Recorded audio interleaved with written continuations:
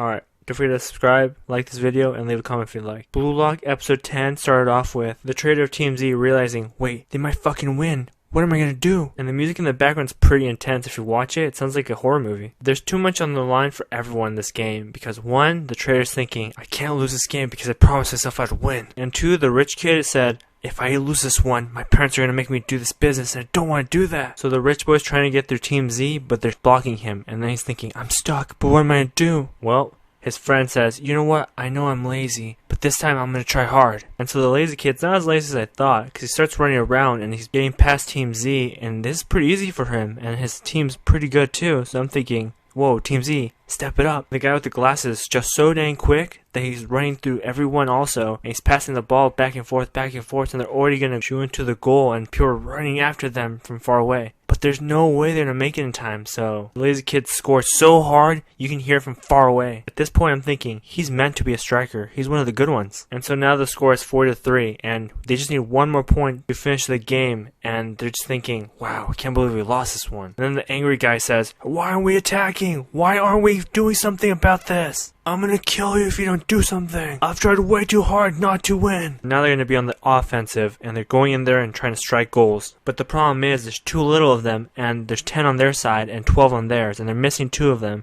So Batra's trying to get through all of them, but there's too many, and Isagi can't help him because the rich kid is there, and he's the main character, so they're very hard to beat. And so Batra passes to the redhead, hoping that he's fast enough to get through the guy with the glasses, and he does. He hits it really far, and he runs, and he outspeeds him. But you won't believe that the guy with the white hair is already on the other side, ready to get the ball. And I'm thinking, oh shit, how do you do that? But no problem, Isagi's right next to him. He says, gotcha. I knew you were gonna do this, so I planned ahead. Also, do you guys think it's funny that they call him Lady? Or is that too far and they should stop doing that? Anyway, so Isagi passes it back to Chigiri, and Chigiri runs his ass off over to the other side of the field, and we're thinking, alright, go, make the shot. And he hits the ball, and the goalie barely misses it with his fingers, and it hits the pole. Fuck. But luckily it bounces off and goes to another player on Team Z, and he shoots it again. And the Richard bounces off with his foot, and I'm thinking, damn it, why did that happen? But also, again, he goes to a player on Team Z. This time I'm certain because it's actually a guy who I think could be a striker, and he hits that ball all the way to the United States of America. And at that moment, everyone's like, yeah, this gives us hope.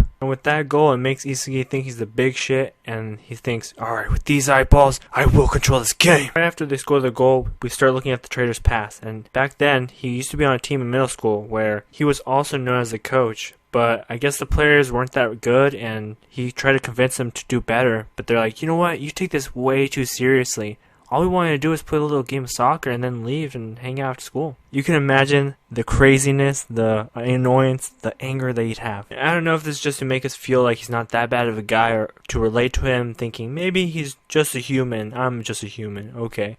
But to be honest, no, I really don't give a fuck. You're a traitor. But just to make things worse, he says, I can't make it past this if they don't win, so I have to help Team Z win this thing, because I have the highest score and I'll progress if we win this. So the white hair guy already has the ball, and he's running towards the goal to finish this game off, and Isagi's right behind him. He's like, there's no way I'm going to let him win.